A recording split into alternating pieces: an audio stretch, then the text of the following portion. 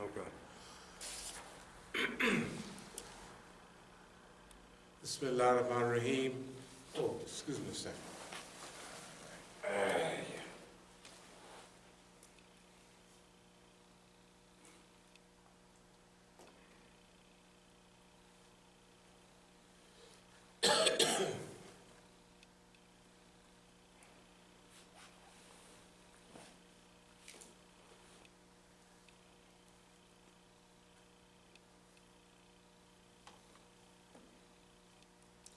So that Press TV was making it look like it was a recent... Well, like I said, when I, certain things come up on your Facebook page. Right. So, because I haven't been able to get Press TV. Right. For some reason, and I talked to somebody else, and they said they haven't been able to get it through the app. So when it comes up on your Facebook page and you press a link, so when I pressed it, it took me to Press TV's page or site. So I went on there looking for it, and that's how I came. I didn't find anything. That's how I came across the speech. Oh, okay. But yeah, I haven't been able to get Press TV. I get it on my phone all the Yeah, time.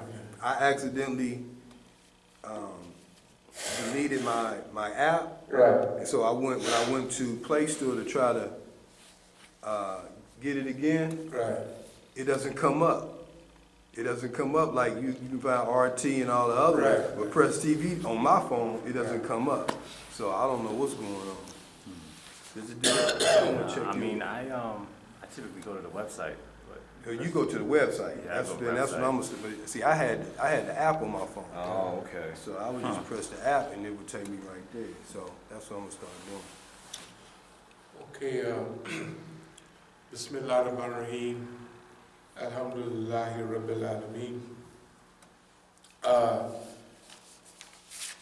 Of course, the subject today is basically what we've been talking about forever. Al-Faqih is a stabilizer, is a barrier, bulwark against global fitna. And al-Faqih is the system that's at the top of the Iranian constitution. And in the Islamic Republic, there's a constitution, of course, and then it's probably one of the best systems you could see in the world. Because number one, at the top of the system is the same thing we would call a Khalifa, al-Faqih. Walaya, is a leadership. Faqih of, the best way to put it, is of a just jurisprudence. Al-Faqih has a lot of enemies.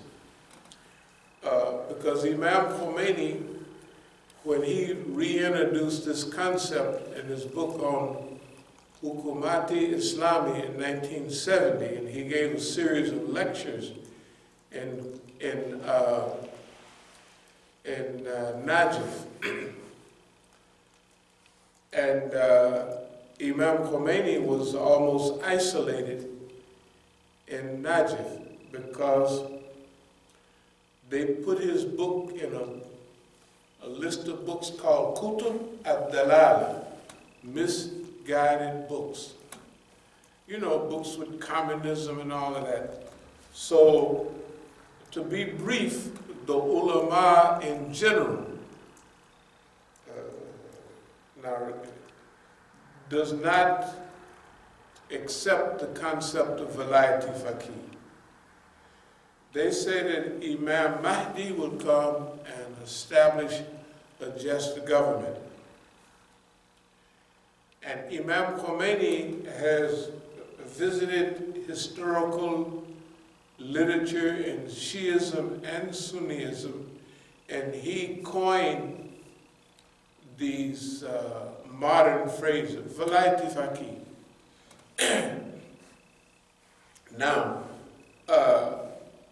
most of the modern manager right now do not support Velayat Faqih. There's a few in those days. Well, since one is dead, I'll just mention, was Ayatollah Khoury, did not accept it. Ayatollah Khoury was in Iraq, He has family and children around, they're pretty big too. But if you go around and find out whoever inherited that marja, they may not be that big on it themselves. And if you study the Negroes around here, they might follow that marja. And if you listen to most of the Shias, Negro Shias in America, you don't hear them mention Velayat Faqih, which was the main drawing card of the old days. Okay, not to get into all of that, basically, there's Velayat Faqih at the top of the government. But then there's elected officials. So the government is ran by two main organs. One is the legislature, the legislature, Majlis. They make laws and what have you. And then they have the executive branch, which is the presidency. The president is over the foreign ministry and all of them. So,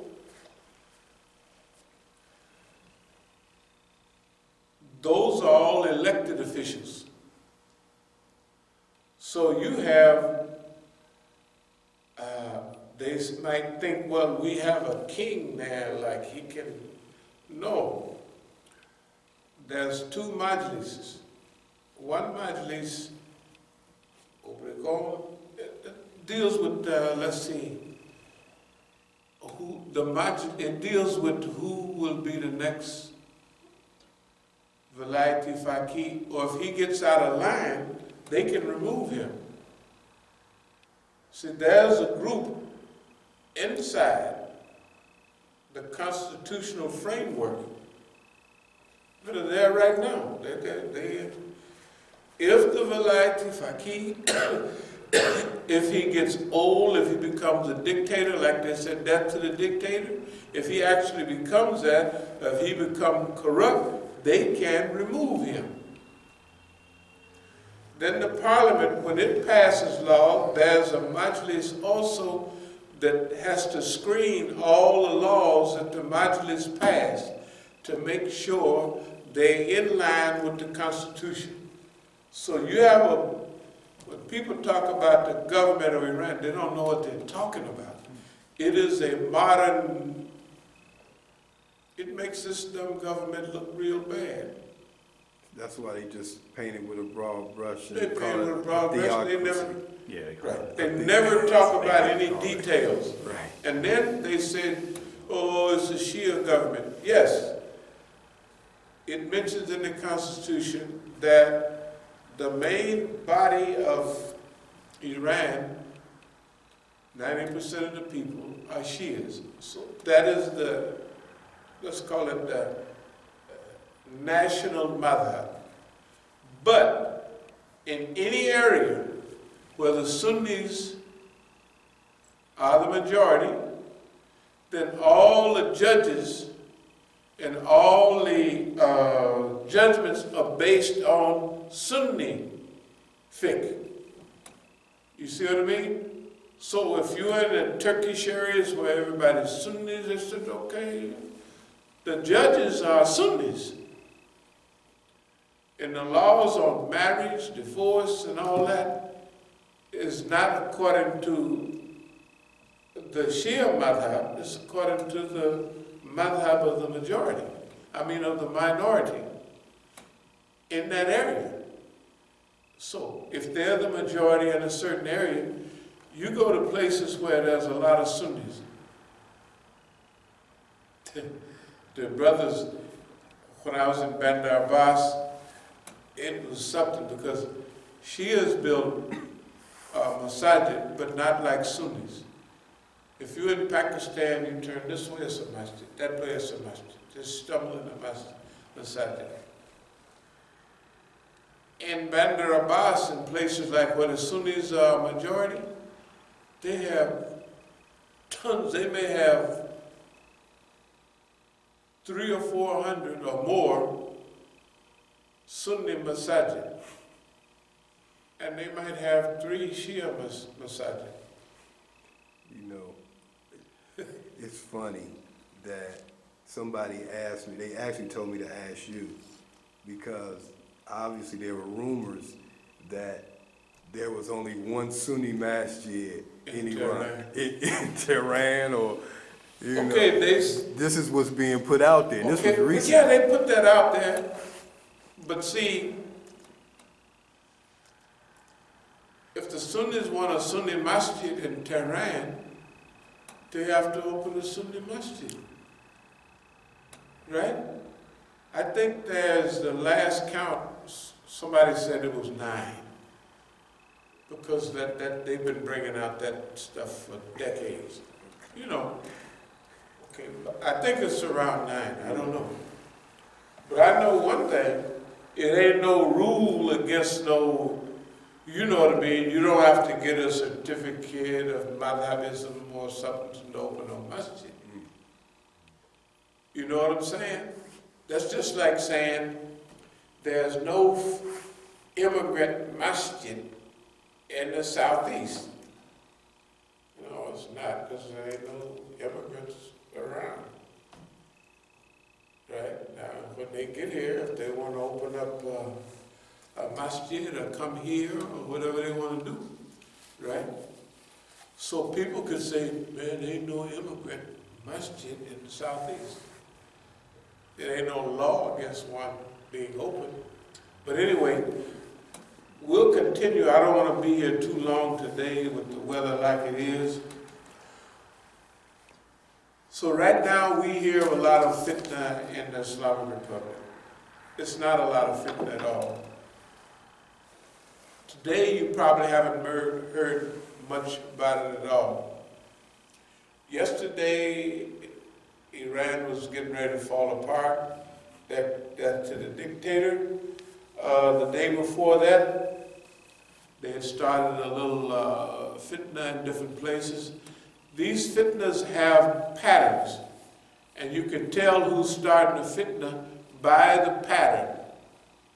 So the Islamic Republic said yesterday for the people to be careful, said you have a right to be annoyed about certain things. That's your right. Said, but when you voice your opposition, make sure that other people don't ride on top of your opposition. Like they would have some people over here that you hear on the news, death to the dictator, death to the dictator. Sure, that's in a rally. You remember the rallies we'd have? We might have, one time we had 500,000 people, right? Yeah. But if you had 10 people over here saying death to so-and-so or this, that, and other, the other people going about their business, not even paying attention to that. But they'll have it on the news, and they get this stuff right off of the munafiqeen, because the slogans, marked by Israel, marked by English, Britain, marked by Ali Saud, Yeah. and death to Israel. Hey, this, and then their pro-government demonstration yesterday was probably 200 or 300 times as big as these little. So I'm saying this so that the people don't do like 2009. 2009, the propaganda was so deep and so heavy, people, even Iranians, thought the Iranian government was getting ready to collapse. Then the Rahbar came out on June 19th and gave that speech and knocked the whole thing. So it seems like things is quieting down. But if they don't, the people will be out like they was during that real fitna time. They dressed in their martyrdom stuff, and the Rahbar couldn't hardly start Juma. They was jumping up and down so much. We ready to die for you. We ready. And then, see, this Juma, you could see how far the people were back. So you knew that this was 2 million people at least at the Salat al-Juma, where they held it in those days. Because the Juma was all around the university. Now it's a big special place they built for it. The point I want to make is,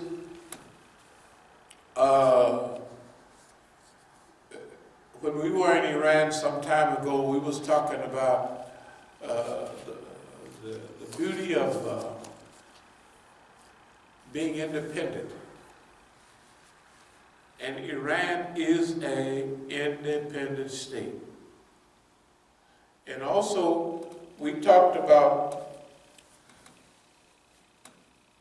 what we was calling moral imagination, that the Islamic Republic had to, through moral imagination, excuse me, this, hope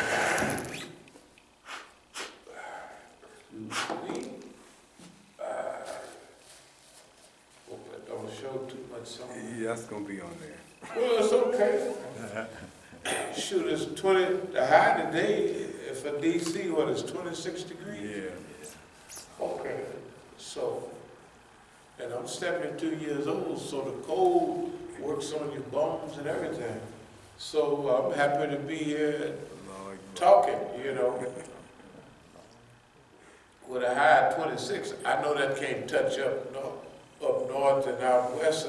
Somewhere it was 6 below and 25 below with wind chill factors and stuff like that. Well, we in all of that.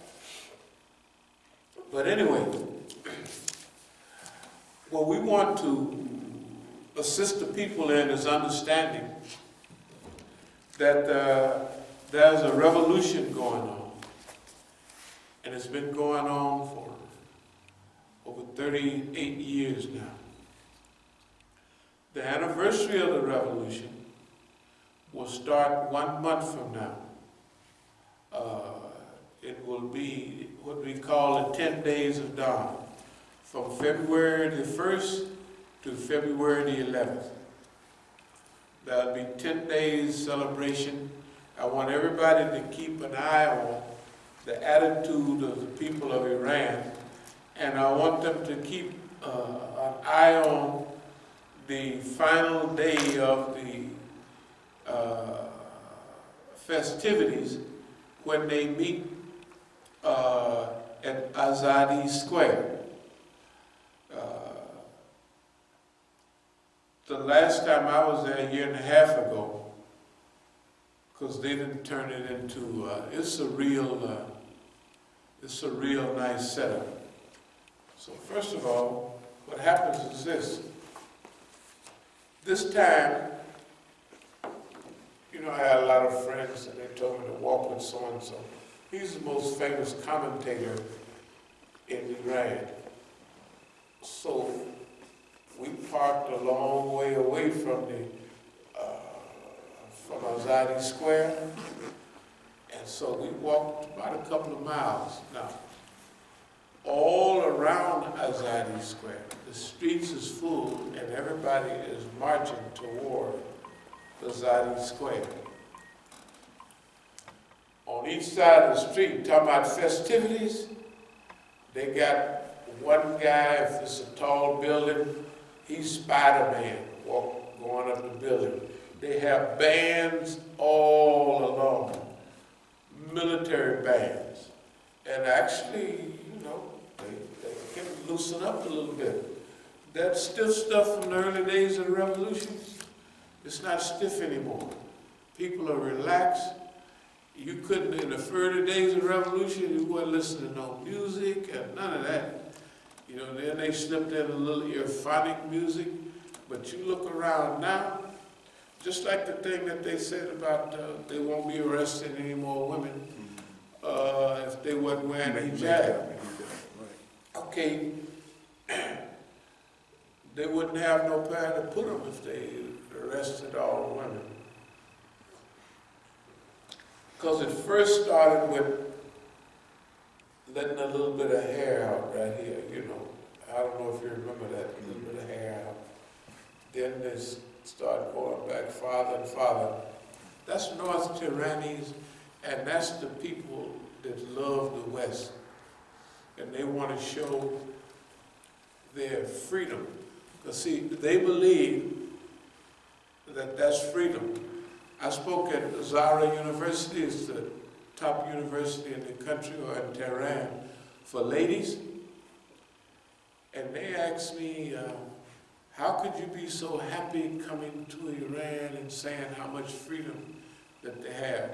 I said, well, you do have tons of freedom. I said, but would you kick the heat on a little bit? Yeah. See, here's the thing. They was talking about so-called freedoms, the young ladies. I said, well, go to America and get yourself some of their freedom. I said, all of you nice young ladies here, you say you have to wear hijab. I said, go to America, take off your hijab. I say, and by the time you finish your schooling, you'll be probably an alcoholic, speed freak. I mean, the poor, I said, the girls are now competing with the boys and drinking, you know. I said, and then you'll have maybe 2, 3 babies, or at least one by the time you won't have no husband, but you'll have children. I say, and that's freedom there. If you want, if that's what you want, go on over there and get it. I said, that's what they call freedom. Freedom to do what you want to do that has no consequences. And I said, but in America, I said, someone always pays the consequences. 90% of the time. He wants to take shahada. Huh? He wants to take shahada. Sure, just I say,